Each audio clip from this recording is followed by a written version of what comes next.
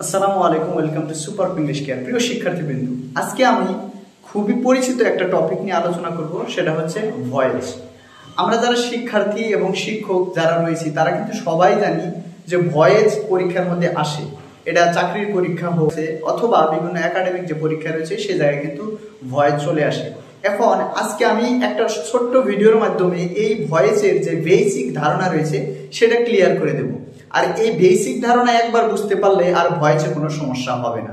তাহলে এই জায়গায় তোমরা দেখতে পাচ্ছ যে তিনটা আমি নিয়ম লিখেছি, এই তিনটা নিয়মের মধ্যে কিন্তু ভয়েস চেঞ্জের সকল যে বেসিক রুলস রয়েছে এই জায়গায় রয়েছে। এখন কি কি দেখো, এই জায়গায় হচ্ছে কি অ্যাক্টিভ বাক্যের অবজেক্ট প্যাসিভ বাক্যের সাবজেক্ট হবে এবং অ্যাক্টিভ বাক্যের সাবজেক্টটি প্যাসিভ বাক্যের অবজেক্ট হবে।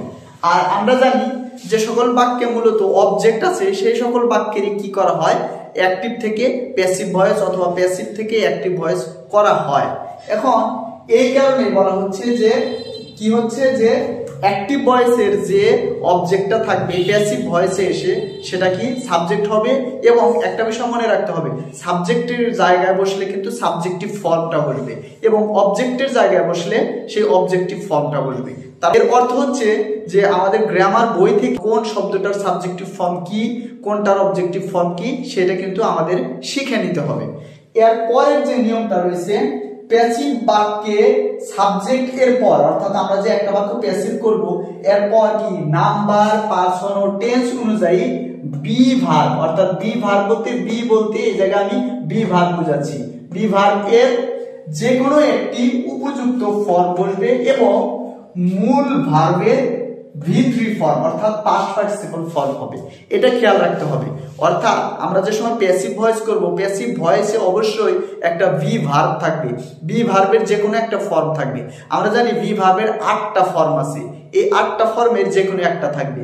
কি 8টা ফর্ম কি? বি আছে, তারপরে am, is, are, was, were, তারপরে বিন, বিং, এর মধ্যে যে কোনো একটা ফর্ম হবে।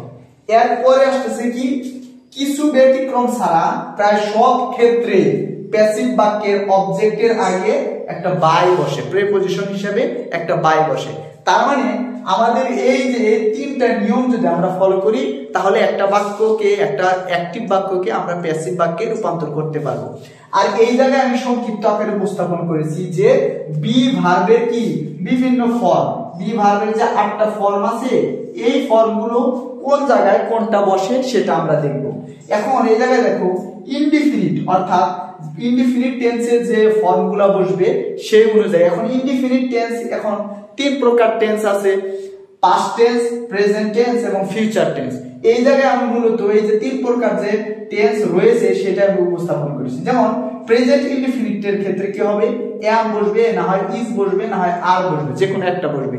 এখন এম কোথায় বসবে? আমরা জানি এম সাধারণত কোন ক্ষেত্রে বসে, আর এর ক্ষেত্রে এম, থার্ড পারসন সিঙ্গুলার ক্ষেত্রে ইজ এবং বাকি সব ক্ষেত্রে কি বসবে, আর বসবে। এর পরে আসতেছে কি পাস্ট টেন্সের ক্ষেত্রে ওয়াজ অথবা ওয়ার। এরকম ভাবে আবার ফিউচার টেন্সের ক্ষেত্রে কিন্তু অতিরিক্ত, এগুলা কিন্তু সর্ব অতিরিক্ত হিসেবে বসবে। কারণ ওই যে আমরা যে সময় অ্যাক্টিভ ভয়েস করব, অ্যাক্টিভ বাক্যে থাকে কিন্তু টেন্স অনুযায়ী অক্সিলারি ভার্ব দেওয়া থাকে, শুধু এই যে ইনডিফিনিটে দেওয়া থাকে না, তবে ফিউচারে কিন্তু অক্সিলারি ভার্ব দেওয়া থাকে। তার মানে যেগুলা ভার্ব থাকবে ওগুলা তো থাকবে, অতিরিক্ত হিসাবে এই যে এগুলা বসবে। আর কন্টিনিউয়াস, সকল কন্টিনিউয়াসের ক্ষেত্রে প্রেজেন্ট কন্টিনিউয়াস, পাস্ট কন্টিনিউয়াস এবং ফিউচার কন্টিনিউয়াস এই সবগুলোর ক্ষেত্রে অতিরিক্ত বিং বসবে এবং পারফেক্ট টেন্সের ক্ষেত্রে, সকল পারফেক্ট টেন্সের ক্ষেত্রে অতিরিক্ত কি বিন বসবে। এখন আমরা এগুলা শিখলাম, এই নিয়মগুলা দেখলাম। এখন আমরা উদাহরণের মাধ্যমে দেখব আসলে কত সহজেই এই অ্যাক্টিভ বাক্যকে প্যাসিভ করা যায়। এখন আমি একটা উদাহরণ দিই। আমি যদি বলি I eat a mango, I eat a mango, এটা এখন আমি দেখতেছি I eat a mango, এই বাক্যে কি রয়েছে, এটা হচ্ছে কি সাবজেক্ট, ইট হচ্ছে ভার্ব এবং এইটুকু হচ্ছে অবজেক্ট। তাহলে আমরা যে সময় করব এই জায়গায় দেখেছি অবজেক্টটা কি হবে, সাবজেক্ট হবে এবং এই জায়গায় টেন্স কোনটা সেটা কিন্তু আমাদেরকে খেয়াল রাখতে হবে। এটা কিন্তু প্রেজেন্ট ইনডিফিনিট টেন্স। এখন এই জায়গায় যেহেতু অবজেক্ট রয়েছে আ ম্যাঙ্গো, আমরা এই জায়গায় সাবজেক্টের জায়গায় বসাবো কি আ ম্যাঙ্গো। এখন এই জায়গায় বি ভার্বের যে কোনো একটা ফর্ম আসবে। এখন আ ম্যাঙ্গো এই জায়গায় কি হবে, যেহেতু প্রেজেন্ট ইনডিফিনিট টেন্স সেই অনুযায়ী এম ইজ আর যে কোনো একটা আসবে। আর একটু আগেই বলেছি যেহেতু এটা কি থার্ড পারসন সিঙ্গুলার নাম্বার আ ম্যাঙ্গো, সেখানে এই জায়গায় কি বলবে, ইজটা চলে আসবে। এই জায়গায় কি আসবে, ইজ আসবে, আ ম্যাঙ্গো ইজ। আর একটা বিষয় হচ্ছে যে মূল ভার্ব যেটা রয়েছে সেটার কিন্তু কি হবে, 3 নাম্বার ফর্ম অথবা পাস্ট পার্টিসিপল ফর্ম হবে। সেই ক্ষেত্রে ইট এর পাস্ট পার্টিসিপল ফর্ম হচ্ছে কি ইটেন, ইটেন। এরপরে এই যে বলছি যে অবজেক্টের আগে কি বসবে, একটা বাই বসবে, এই জায়গায় বাই। এখন আই এর অবজেক্টিভ ফর্ম কি মি। তার মানে এখন কিন্তু সবকিছু ঠিক হয়ে গেছে, অর্থাৎ একটা বাক্যের এই যে এই অবজেক্টটা এই জায়গায় সাবজেক্ট হিসেবে বসেছে, অতিরিক্ত একটা যে ভি ভার্বের ফর্ম বসেছে, ইজ বসেছে, এবং ভার্বের যে 3 নাম্বার ফর্ম মূল ভার্বের ভি3 ফর্ম বসেছে, এবং বাই এসেছে, এবং এর পরে কি বসেছে, মি বসেছে। কারণ আই এই জায়গায় সাবজেক্টিভ ফর্ম ছিল, আর এখানে যেহেতু অবজেক্ট হিসেবে বসেছে এই জায়গায় কি বসেছে, মি বসেছে।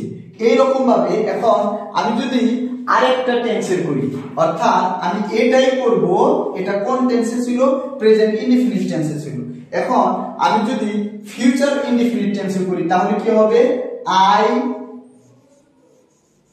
শ্যাল ইট আ ম্যাঙ্গো। তাহলে এই ক্ষেত্রে কি হবে, আ ম্যাঙ্গো, ম্যাঙ্গো কিন্তু ঠিকই থাকবে, আ ম্যাঙ্গো উইল বি, এই জায়গায় অতিরিক্ত বি আসছে, আর এই জায়গায় উইল হচ্ছে কারণ শ্যাল দিলেও সমস্যা নাই, কিন্তু সাধারণত যে আমরা জানি যে আই ও উইল পরে শ্যাল বসে এবং বাকি সব ক্ষেত্রে উইল বসে, তবে উইলও প্রযোজ্য, এটা অর্থের একটু প্রাধান্য পাবে। তবে আমি যে নিয়ম সেই নিয়ম অনুযায়ী বললাম কি, আ ম্যাঙ্গো উইল, এরপরে বি, ইটের পাস্ট পার্টিসিপল ফর্ম আসবে কি ইটেন, এরপরে বাই মি, ওই একই কিন্তু। তার মানে এই ক্ষেত্রে এই যে আমরা যে বলেছি যে এই যে ফিউচার টেন্সের ক্ষেত্রে অতিরিক্ত বি কিন্তু এই জায়গায় চলে আসছে। এখন আমরা যদি পাস্ট টেন্সের করি তাহলে কি হবে, পাস্ট টেন্সের যদি করি এই জায়গায় আই শ্যাল এর পরিবর্তে কি হবে, past indefinite tense I ate, I ate a mango, অর্থাৎ আমি একটি আম খেলাম। এই ক্ষেত্রে আ ম্যাঙ্গো এই জায়গায় এইট যেহেতু আছে পাস্ট ইনডিফিনিট টেন্স, এই জায়গায় কিন্তু ওয়াজ হয়ে যাবে, আ ম্যাঙ্গো ওয়াজ। এখন অতিরিক্ত যেহেতু ওয়াজ আসলো এই জায়গায় ইট এর পাস্ট পার্টিসিপল ফর্ম হবে কি ইটেন, এই জায়গায় দেওয়া আছে ইটেন বাই মি। এটা গেল আমাদের past tense, past indefinite tense. তার মানে টেন্স অনুযায়ী present indefinite tense, past indefinite tense এবং ফিউচার ইনডিফিনিট টেন্স শেষ। এখন আমরা দেখব কন্টিনিউয়াস টেন্স। এখন আমরা যদি কন্টিনিউয়াস টেন্সের কথা বলি, যে কোনো কন্টিনিউয়াস টেন্সের ক্ষেত্রে কি বসবে, বিং, এবং পারফেক্ট টেন্সের ক্ষেত্রে বসবে কি বিং। যেমন আমি যদি প্রেজেন্ট কন্টিনিউয়াস টেন্স বলি, I am eating a mango,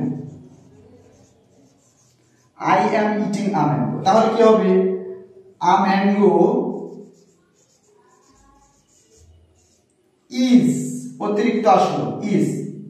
আচ্ছা এই যে অতিরিক্ত আসলো না, এই জায়গায় কিন্তু am আছে, অক্সিলারি ভার্ব হিসেবে is এর জায়গায় বসবে। এখন অতিরিক্ত আসবে কি being চলে আসবে, কারণ এটা হচ্ছে কন্টিনিউয়াস টেন্স। প্রেজেন্ট কন্টিনিউয়াস টেন্সের ক্ষেত্রে অতিরিক্ত, মানে সকল কন্টিনিউয়াস টেন্সের ক্ষেত্রে অতিরিক্ত কি আসবে, being আসবে, being।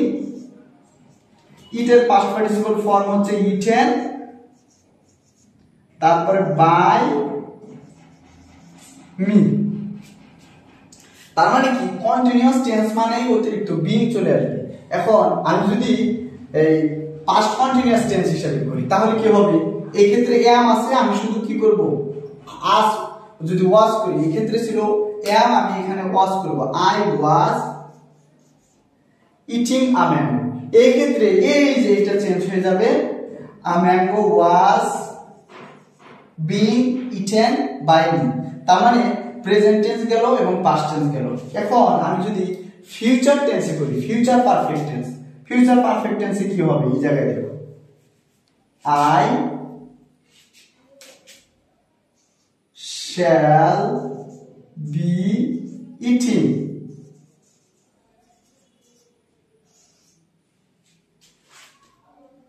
a mango। তার মানে কি এই জায়গায় এরকম ভাবে হবে a mango will be, অতিরিক্ত কি আসবে being চলে আসবে,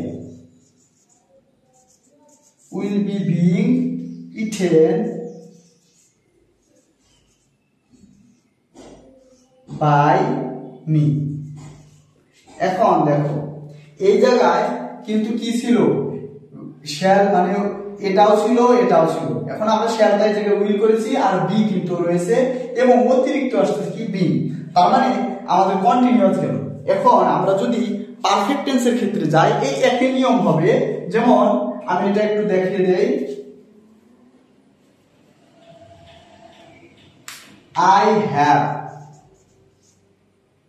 eaten a mango, আমি একটি আম খেয়েছি।